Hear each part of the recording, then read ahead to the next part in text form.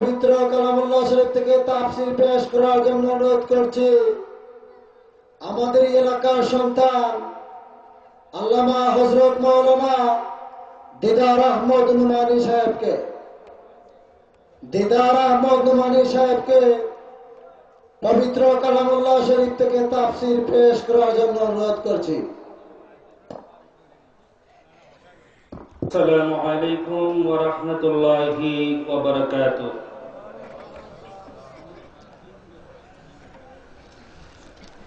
إن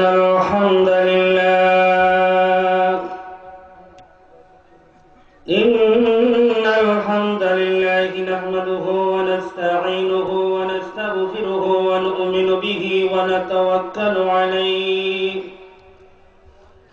ونعوذ بالله من شرور أنفسنا ومن سيئات أعمالنا من يهده الله فلا مضل له ومن يضلله فلا هادي له ونشهد أن لا إله إلا الله وحده لا شريك له الذي أرسله بالحق بشيرا ونذيرا وداعيا إلى الله بإذنه وسراجا وقمرا منيرا فقد قال الله تعالى في كلامه المجيد وفي الفرقانه الحميد সবাই আমার সাথে বলুন আউযু বিল্লাহি মিনাশ শাইতানির রাজীম বিসমিল্লাহির রাহমানির রহিম ওয়ারাফা'না ذكرك وفي شان حبيبه ومعشوقه مخبرا وآمرا إن الله وملائكته يصلون على النبي يا أيها الذين آمنوا صلوا عليه وسلموا تسليما اللهم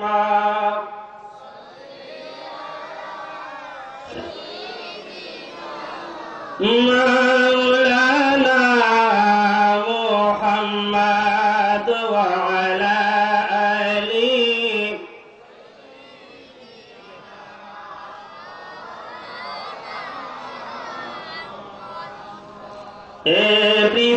পৃথিবীর সবই থাকবে আমি একদিন থাকব না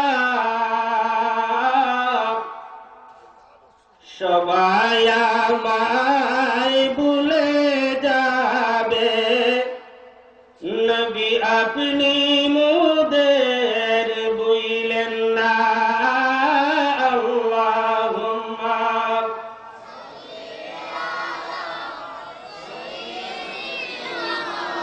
مولانا محمد وعلى آله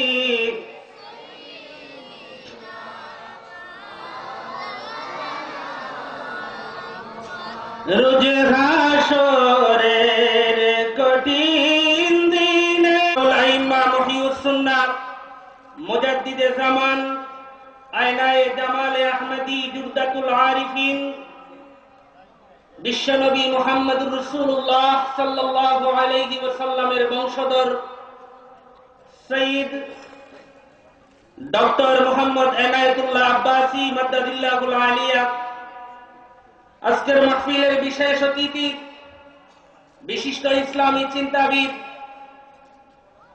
গোটা মৌলভীবাজারের অহংকার, আমাদের এলাকার কৃতি সন্তান শায়খুল হাদিস আল্লামা নজরুল ইসলাম মুহাদ্দিস সাহেব কিবলা হুজুর দামাত বারকাতুহুমুল আলিয়া মাগরিবের নামাজের পর আপনাদের সামনে আলোচনা করেছেন আমার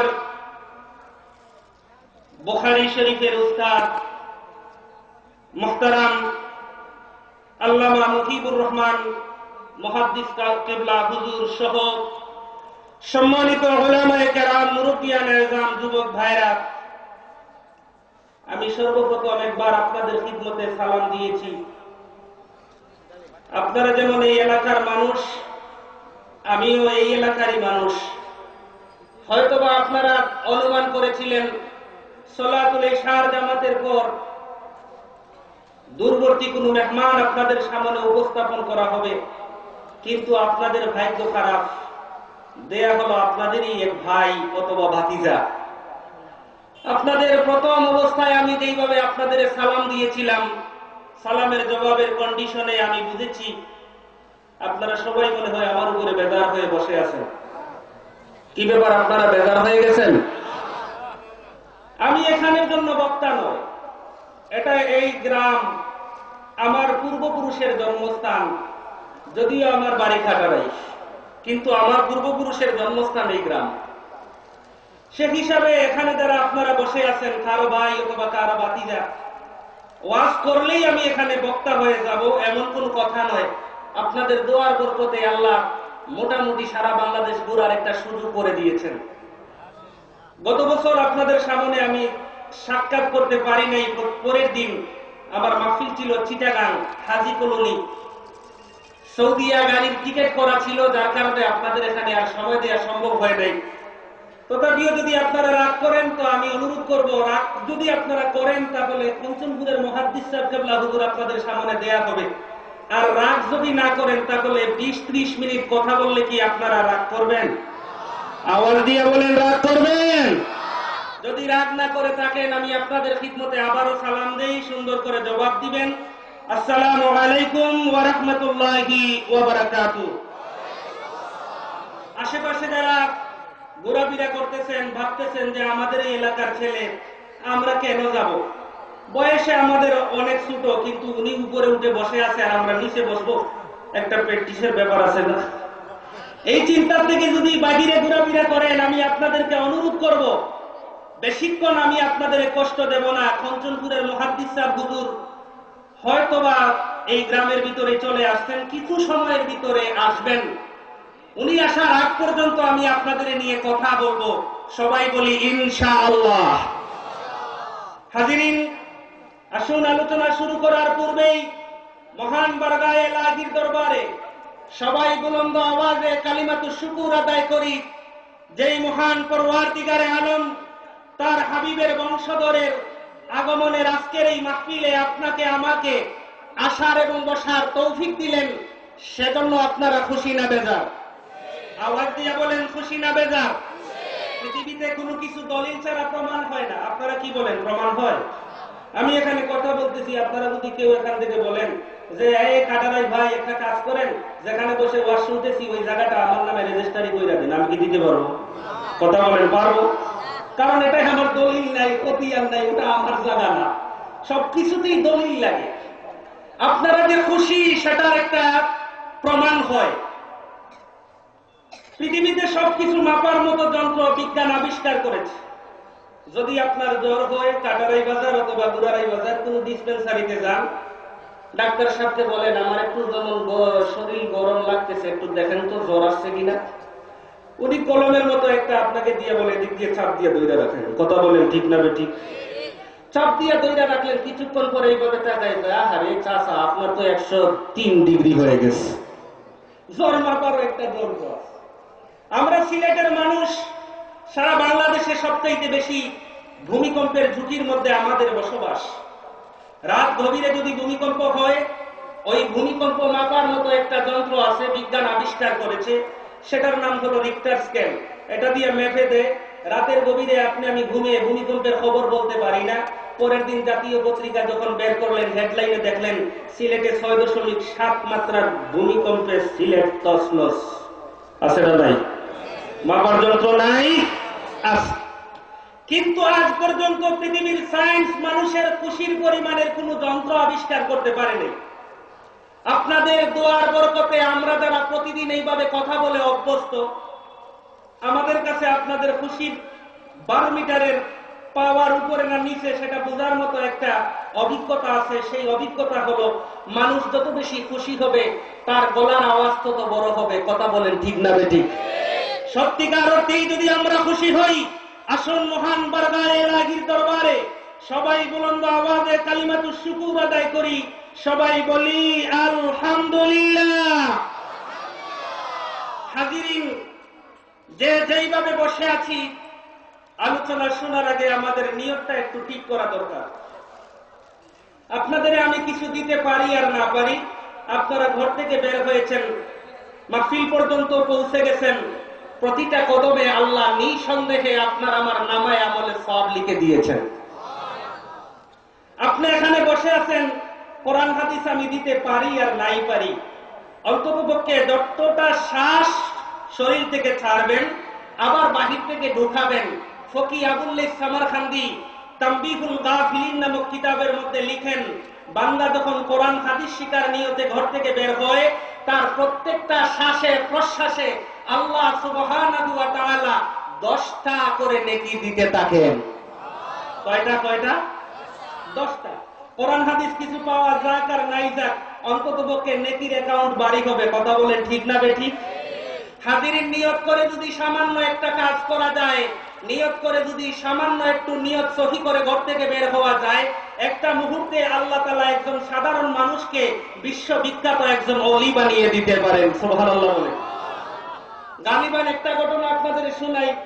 আমাদের বাংলাদেশে এমন কোন মুসলমান নাই, আলিয়া লাইনের বলেন, কওমি লাইনের বলেন, তাবলিগি বলেন, আর জামাতে ইসলাম বলেন, আর তাজুল ইসলাম বলেন, যেটাই বলেন, সবাই আমরা কম বেশ বরফির আব্দুল কাদের জিলানী রহমতুল্লাহ আলাইহির নাম শুনেছি। আপনারা কি শুনেন নাই? আমাদের এলাকায় কিন্তু ওই বরফি সাহেব আব্দুল কাদের নামে কেউ বাসায় ভাড়া থাকে না। থাকলে থাকতে পারে সরকার বাজার টু হুগলার বাজার, তবে ওই ভাড়াকৃত আব্দুল কাদিরের কথা আমি বলতেছি না, হযরতে বরফির আব্দুল কাদের জিলানী রহমতুল্লাহ আলাইহির কথা আমি বলতেছি। আলহামদুলিল্লাহ বলেন। আব্দুল কাদের জিলানী রহমতুল্লাহ আলাইহি যখন 10 বছরের বালক, কত বছরের? আমরা এখানে 10 বছরের বাচ্চা নাই, অনেক আছে। 10 বছরের বালক আব্দুল কাদের জিলানী রহমতুল্লাহ আলাইহি এশার নামাজে মসজিদে গেলেন। আলহামদুলিল্লাহ বলেন। 10 বছরের বালক আব্দুল কাদের জিলানী রহমতুল্লাহ আলাইহি যখন এশার নামাজে মসজিদে গেলেন, মসজিদে গিয়ে শুনলেন গ্রামের পূর্ব প্রান্তরে একজন আল্লাহর ওলি আসছে। আলহামদুলিল্লাহ বলেন। জৈনপুরী সিলসিলার বর্তমান গদিনশীল পীর ডক্টর এনায়েতুল্লাহ আব্বাসী আমাদের মধ্যে আসবেন। ওনার জবান থেকে কোরআন হাদিস আমরা শুনবো, এই উদ্দেশ্যেই তো এসেছি। কি বলেন? এইভাবে 10 বছরের বালক আব্দুল কাদের জিলানী রহমতুল্লাহ আলাইহি এশার নামাজে মসজিদের ভিতরে নিয়ত করলেন, আগামীকাল ফজরের নামাজ পড়ে আমি আল্লাহর ওলির দরবারে যাব। সুবহানাল্লাহ বলেন। পরের দিন ফজরের নামাজ পড়ে 10 বছরের বালক আব্দুল কাদের জিলানী রহমতুল্লাহ আলাইহি মসজিদ থেকে সোজা বের হলেন, আল্লাহর ওলির খিদমতে যাবেন। গ্রামের 3 জায়গা থেকে 3টা রাস্তা একত্রিত হয়েছে। এক রাস্তা দিয়ে আসলেন 10 বছরের বালক আব্দুল কাদের, আরেক রাস্তা দিয়ে আসলেন বিশাল বড় একজন ব্যবসায়ী, আরেক রাস্তা দিয়ে আসলেন একজন হুজুর। মেইন রাস্তাতে এসে 3 জন একত্রিত হলেন। হুজুর ব্যবসায়ীকে জিজ্ঞাসা করলেন, ভাই এত সকাল, বিগত কয়েক বছরের ভিতরে তো আপনি ঘুম থেকে উঠেন নাই, কি বলেন? বড় টাকাওয়ালা হইলে সকালে উঠতে হয়? লাগে না। আপনি বিগত 10 বছরের ভিতরে আমি দেখি নাই ফজরে উঠতে, আজকে উঠছেন, কারণটা কি? ব্যবসায়ী বলতেছে, হুজুর বিগত কয়েক মাস যাবত আমার ব্যবসার অবস্থা ভালো না, শুনেছি গ্রামের পূর্ব প্রান্তরে একজন আল্লাহর ওলি এসেছেন, আমি আল্লাহর ওলির খিদমতে যাচ্ছি ব্যবসার দোয়ার জন্য। কিসের জন্য? কথা বলেন, কিসের জন্য? ব্যবসার দোয়ার জন্য। এবার ব্যবসায়ী জিজ্ঞাসা করতেছেন, হুজুর আমি তো এদিকে যাচ্ছি ব্যবসার দোয়ার জন্য, আপনি কিসের জন্য যাচ্ছেন? হুজুর বলতেছে, জীবনে কত ওলি টেস্ট করেছি, আজকেও নাকি গ্রামে একটা আসছে, একটু যাচ্ছি আমি, ওটা ওলি না খালি টেস্ট করার জন্য। নাউজুবিল্লাহ বলেন, আওয়াজ দিয়ে বলেন নাউজুবিল্লাহ। ভিতরে কি আছে, অন্তরে কি আছে, জবান দিয়ে বের হয়েছে কিনা? কথা বলেন না কেন? বের হয়ে গেছে। বাকি থাকলো 10 বছরের বালক আব্দুল কাদের জিলানী। হুজুর এবার জিজ্ঞাসা করে, বাবা তুমি কেন যাচ্ছ? 10 বছরের বালক আব্দুল কাদের জিলানী বললেন, হুজুর আমি শুনেছি গ্রামের পূর্ব প্রান্তরে যে আল্লাহর ওলি আসছেন তিনি আল্লাহওয়ালা লোক, সুবহানাল্লাহ বলেন। আমি ওনার কাছে যাচ্ছি আল্লাহ পাওয়ার জন্য। কি পাওয়ার জন্য? 3 জনের নিয়ত কি এক? বাহিরে যারা ঘোরাফেরা করতেছেন, স্টেজের মধ্যখানে বসে আছেন, আমি অনুরোধ করব আপনারা বসে যান, আমি আর বেশি সময় নাই, লাল বাতি জ্বলে যাচ্ছে, আপনারা ভিতরে চলে আসেন। আল্লাহর ওলি ফজরের নামাজের পর মুরিদান মুহিব্বিয়ানদেরকে তালিম তরবিয়ত প্রদান করতেছেন। পিছন দিক থেকে 3 জন লোক যাচ্ছে, একজন ব্যবসায়ী, আরেকজন 10 বছরের বালক আব্দুল কাদের জিলানী, আরেকজন বলেন, আরেকজন কি? হুজুর। 3 জন লোক একসাথে আল্লাহর ওলির পিছন দিক দিয়ে যখন যাচ্ছে, আল্লাহর ওলি পিছনের দিকে তাকায় নাই, হাতটা পিছনের দিকে বের করে বলতেছে, আমি দেখতে পাচ্ছি আমার পিছন থেকে যেই 3 জন লোক আসতেছ, যেখানে আছে সেখানে দাঁড়িয়ে যাও। পিছনে তাকাইছে? কথা বলেন, তাকাইছে? তাকাই নাই। হুজুর তো এই যে 6 নম্বরের হুজুর, এইটাই কই আল্লাহ জানে রে, আমাদের দিকে না তাকাইয়া আমাদের কথা বলতে পারে, এটার সাথে মনে হয় জিন আছে। কি আছে? জিন আছে। আল্লাহর 3 জন মানুষকে একত্রিত করে দাঁড় করিয়ে দিলেন। প্রথমে ব্যবসায়ীকে ডাকলেন, ও ব্যবসায়ী আমার কাছে চলে আসো। ব্যবসায়ী যখন আল্লাহর ওলির কাছে চলে আসলো, আল্লাহর ওলি বললেন, ও ব্যবসায়ী জানি বিগত কয়েক মাস যাবত তোমার ব্যবসার অবস্থা ভালো না, আমার কাছে ব্যবসার দোয়ার জন্য এসেছো, আমি দোয়া করে দিলাম আজ থেকে আপনার ব্যবসার